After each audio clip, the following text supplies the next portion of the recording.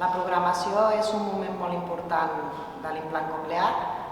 Es fa al mes de la cirurgia, un cop ja s'ha desinflamat la zona on es posa l'implant, i el que fem és valorar quina corrent mínima i màxima necessita el pacient. Això es fa creant uns mapes per veure quina intensitat necessita per tindre el mínim audible per poder escoltar i començar un altre cop una vida quotidiana. És un moment molt emocionant perquè és gent que fa molt de temps que no està escoltant i tornen a escoltar.